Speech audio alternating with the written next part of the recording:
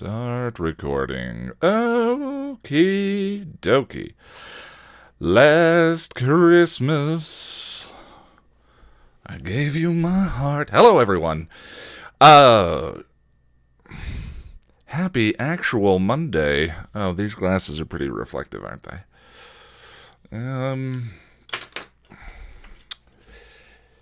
This is the podcast of the nerd.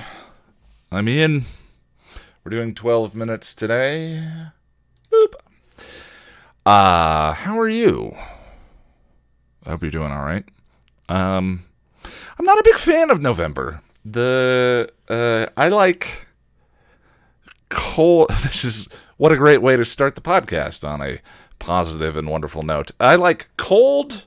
If it's going to be overcast and cold, I want it to snow. This is the thing about living in Colorado too, is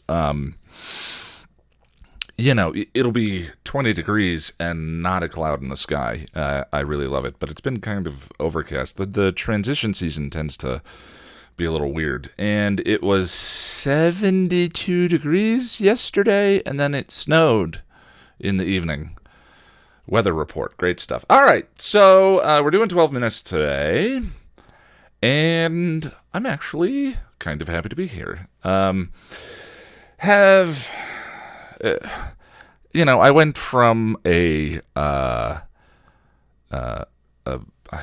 think it was a 900 square foot condo to this bedroom. And so there's been a lot of jamming stuff in here and then sort of reconfiguring it. I'm not the most organized human being on earth.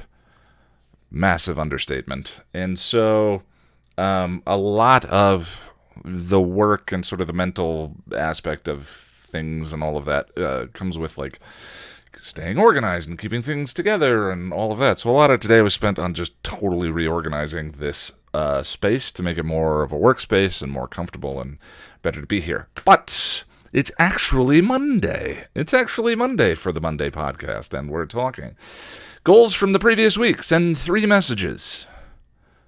I sent 2 messages, and it was awkward and confronting and uncomfortable, and that's probably the way the experience is supposed to be, so I guess I won't resist that particular emotion. But yeah.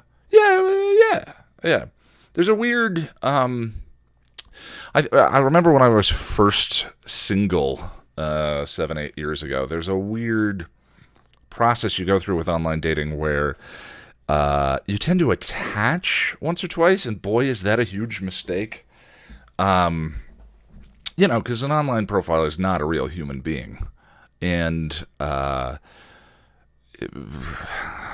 looking through profiles and picking out individual people to send messages to, there's sometimes a propensity early on to she's fantastic. And it's like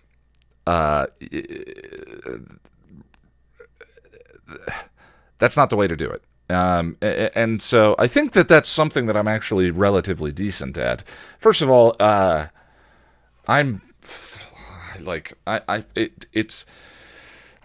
doing it to meet people and have conversations and all of that. So and it's something that I'm choosing to do because I believe that life is better shared and it's a healthy thing for me. But it's hardly like this. I'm not dying of loneliness, I think that's I've talked about that in one of the videos that I've made, is that there's this loneliness is like just kind of like, being hungry. We need food to survive, and I think that we are generally meant to have relationships and interact with each other and connect, and if you're not fulfilling on that premise, then you get lonely. It's a reminder of, hey, maybe you should spend some time with more people. But I definitely, as I talked about in, I think it was What Wild at Heart Means to Me, when I was younger, there was a propensity to must cure. It's like this infectious disease, and just kind of, having been very focused the past few years on my work and, confidence and all of that, it's like a lot of things ended up on the back burner, and part of that means successfully putting something, that kind of thing on the back burner means developing a certain amount of comfort with being by yourself. And frankly, I think it's kind of fantastic. But that's a bit of a rabbit hole. I didn't mean to go down that rabbit hole. So I believe it was 2 visits to the gym. I did 0 to the gym. Once Bushwhacked is done, I'm going to put 2 hours of gym time in my calendar this coming week. I've noticed that if something doesn't go into the calendar, it doesn't get done. A lot of times, if it does go into the calendar, it doesn't get done. But if it doesn't go into the calendar, it's guaranteed to not get done. And Nerd Chipper. Nerd Chipper is written and recorded. I'll be editing that as soon as I'm done talking with you guys. Both of you. It's totally the ambition. And Bushwhacked didn't move the stone on Bushwhacked at all. And yet, despite a low batting average on last week's goals, it wasn't 0. And for some reason, I find myself kind of happy to be sitting here recording the podcast. I'll talk about that in a minute. So, I also talked last week about the Criterion Collection channel and the longtime project of My List of Shame. Have not tackled that yet, but I did venture outside the wheelhouse, which I count as a win. 2 things. This was kind of like my version of Game of Thrones, where are they now? The first thing I did was I watched the first episode of Apple's C.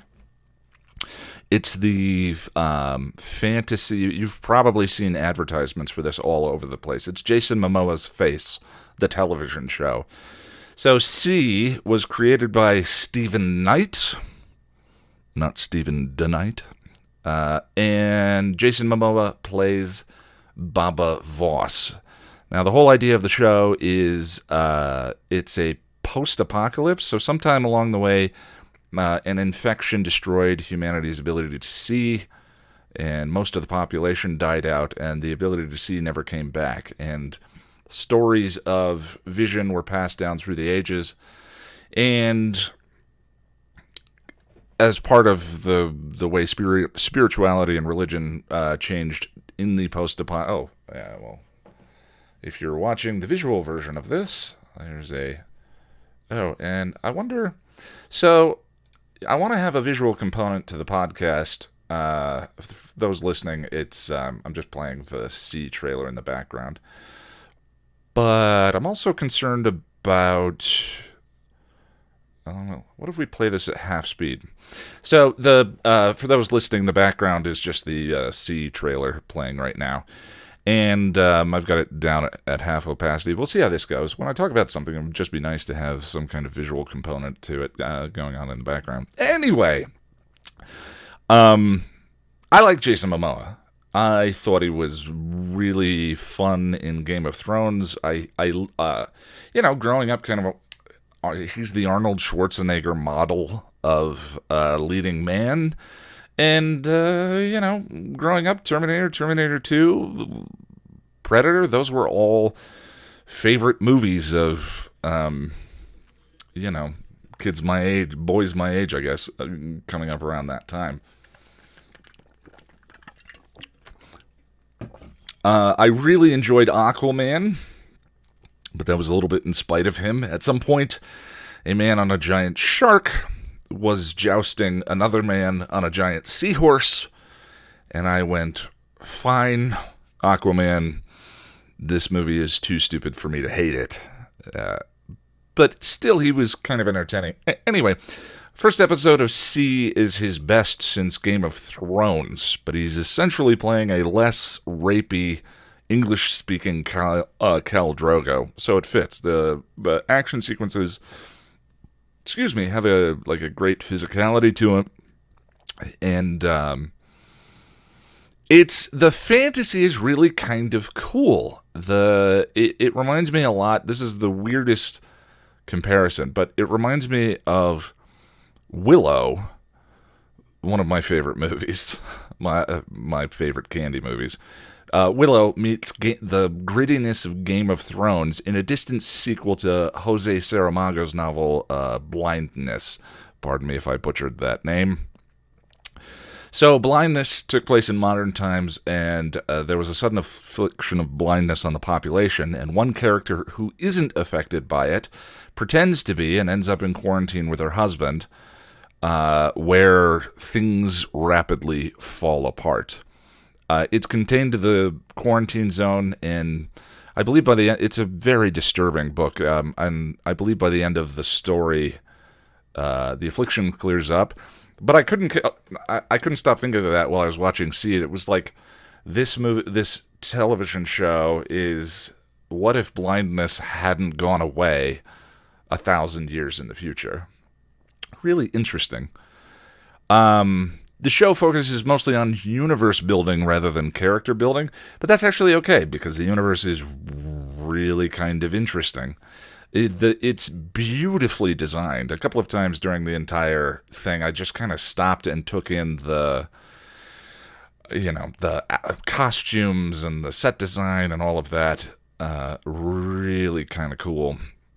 But it's sort of obvious that it reminds me the whole Apple TV Plus and Disney Plus thing is really interesting.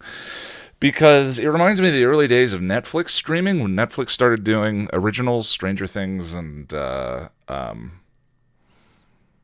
a blank on the rest, of course. But everyone remembers those early Netflix originals and how they were sort of high-quality markers. And now, today, Netflix is overloaded with original content that nobody watches. I saw a trailer for a science fiction show starring one of the actresses from Battlestar Galactica, Starbuck. I can't remember the actress's name right now.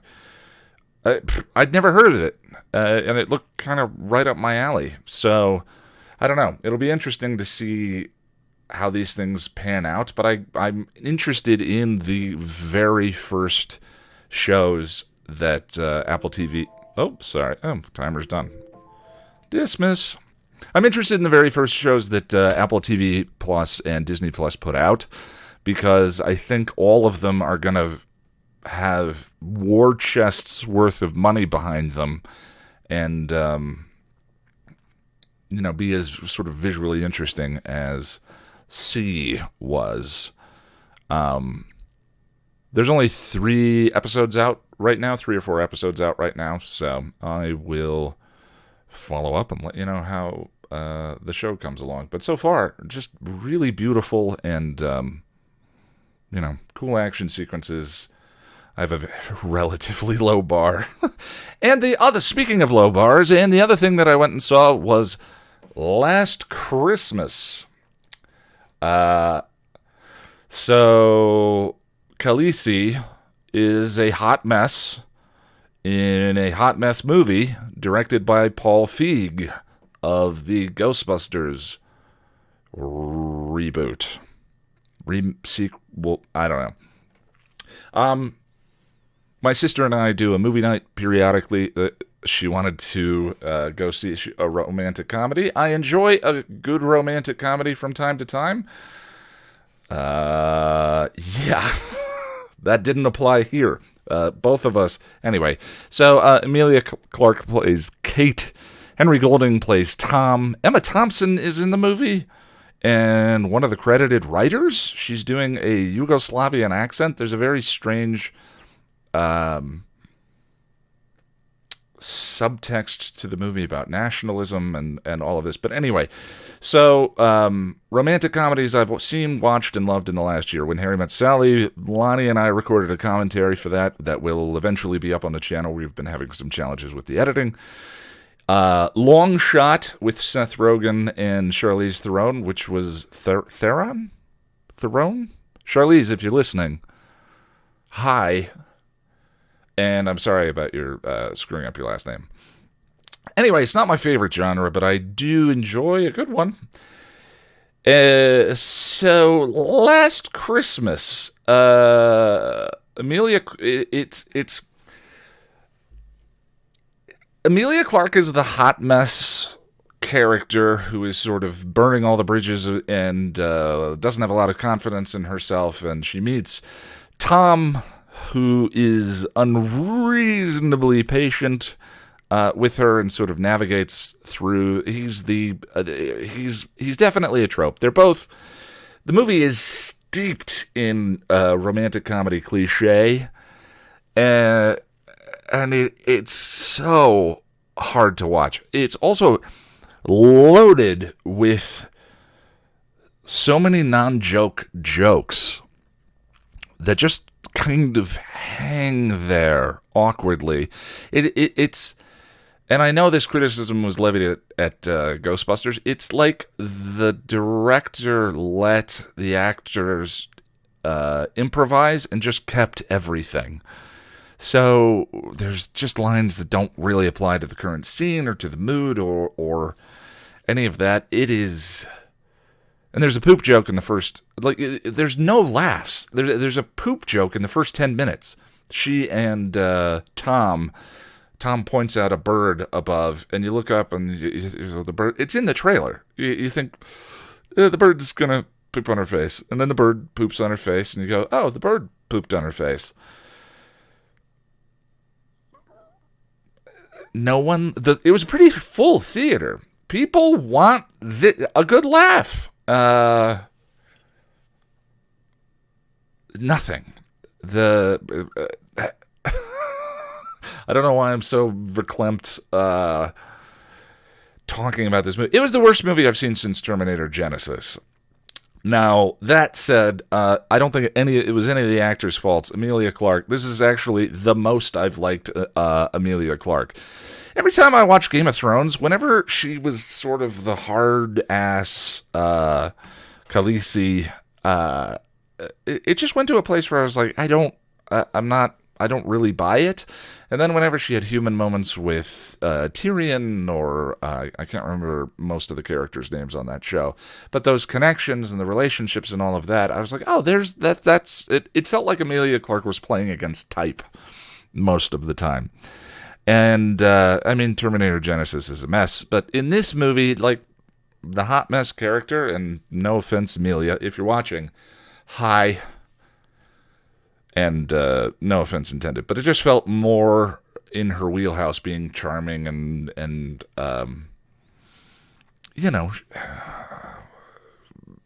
verbally jousting with the other characters and all of that. She was good. Henry Golding was fine.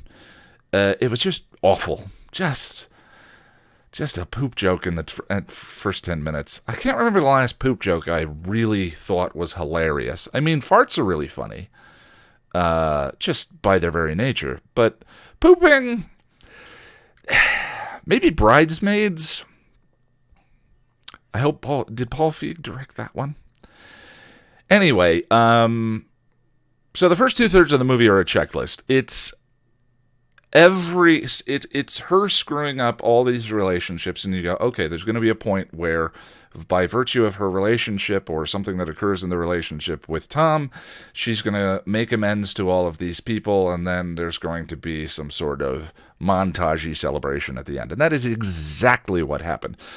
But what's bizarre is there's I'm not going to spoil the movie. You shouldn't go see it. But I'm not going to spoil it. But there's an element to the movie that is the only kind of non-cliche, and it's this, if you're watching the visual version. And as I'm watching that, as all of the sort of, her screwing up the relationships and her being a jerk to Tom and Tom ignoring it and being the romantic comedy cliche and all, as all of that's going, I'm like, what are they going to do with this element? And about 20 minutes in, I turned to my sister and I said, I'll bet this, that, and the other thing. And there's a twist 2/3 of the way into the movie, and it was exactly what I guessed. And what's weird is I can hear the director thinking, I'm going to make a romantic comedy that subverts your expectations, which is all the rage these days, subverting people's expectations. The problem is that the subversion is hidden as a twist in the movie. So for 2/3 of the movie, it's just this paint-by-numbers romantic comedy, and then a thing occurs, and you go, okay. And I didn't hate the thing. I thought the thing was interesting. Okay, like it dabbles in certain things I actually kind of enjoy in movies, but it's hidden. Not well, particularly, and so you have to endure the 2/3 of just trite cliche nonsense to get to the thing, and then the thing happens, and then they sort of wrap up the rest of the trite cliche nonsense, and that's how the movie ends. Obviously, George Michael is heavily favored. There are like 35. It's like his whole library, and I loves me a good George Michael song, but when you're playing, I've got to have faith. I mean, the songs were sort of in bizarre places at times. It just kind of didn't really work. And there were like 3 montages, and I loves me a good montage. But yeah, it didn't really work. Also, I was trying to figure out the trope that he is. Is it Manic Pixie Dream Dude? The endlessly patient, shows the hot mess how to live again kind of guy. There were just so many points where Jess and I were... The thing we were laughing at was how... My sister Jess and I... The thing we were laughing at was just how bad the movie was. She kept turning to... Because she picked the movie. I think she was feeling guilty or something. And I was just having... I actually was kind of having fun engaging the episode guide mentality with something that didn't really warrant it. But it was fun. That part, I enjoyed the experience. I think that this kind of... it's good to get, to have this experience every once in a while, because I think that it helps you remain calibrated on the taste spectrum. It's important to also watch, good stuff and to grow the palate, and that's something I need to work on as well. But yeah, so Paul Feig was thinking he was going to subvert the romantic comedy thing. It didn't really work. But I was very happy I saw it. And first of all, it was just fun I mentioned that. Steeped in cliche though it may have been, I did start thinking about my own ever-present feelings of the thing about the hot mess trope. Like, the reason we return to these cliches over and over again is, like, because they're occasionally relevant to our actual lives. There's an Ani DeFranco song that I enjoy.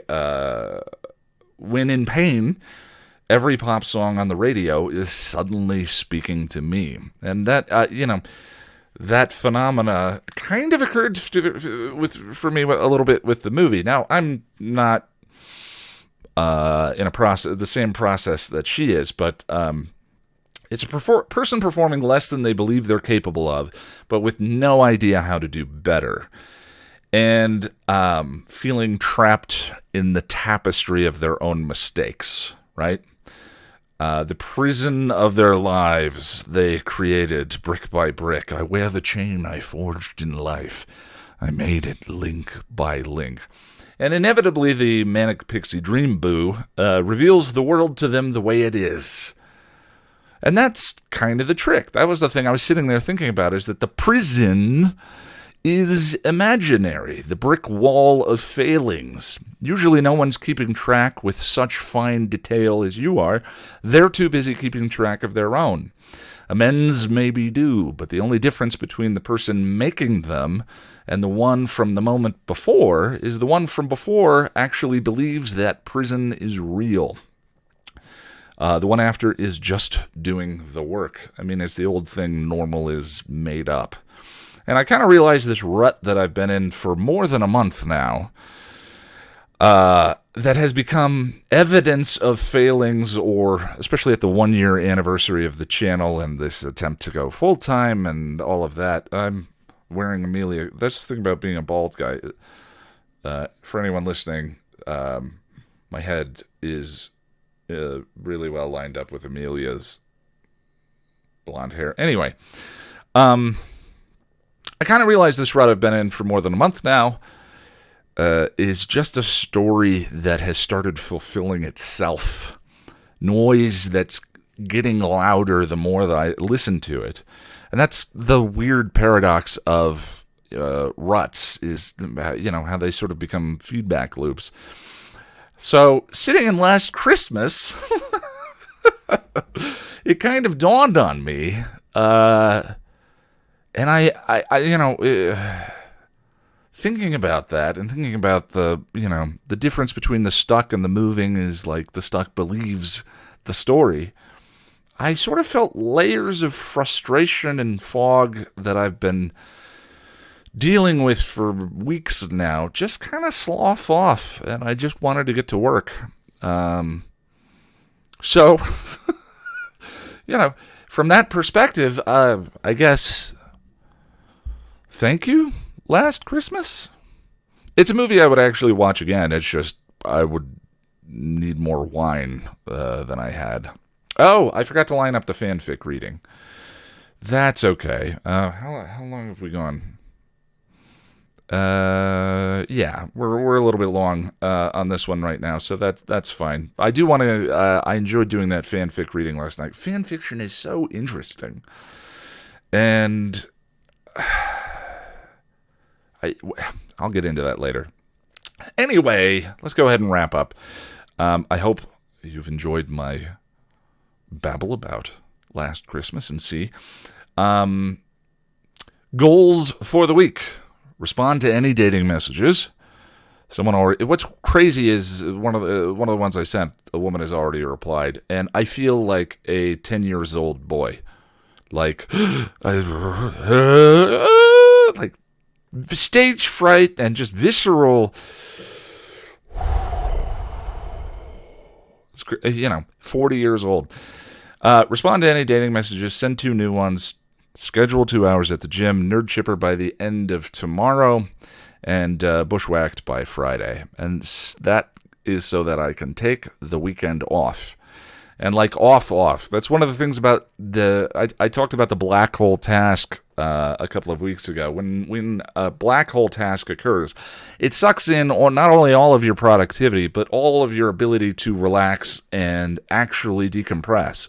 Because you're sitting there the whole time thinking, well, I should be working on this thing, and I'm not working on this thing, so I can't relax. So you just waste time or indulge in whatever your particular vice is. It's such a waste of time. Anyway, so especially publishing this on the day that it's actually intended to be published, I feel good. So I feel good about this week. I'm going to go edit now and hopefully get Nerd Tripper up by tomorrow. If you have any, I don't know. There's no audience here yet, and that's perfectly okay. But I'll try and have a fan fiction reading picked out for next week because I want to keep doing that. I enjoy those, the discovery of it, and I'm not at all intending it to be a roast or like the pop music poetry stuff was. I just think it's so interesting. Anyway, I appreciate it. Have a good week, and I'll see you next Monday.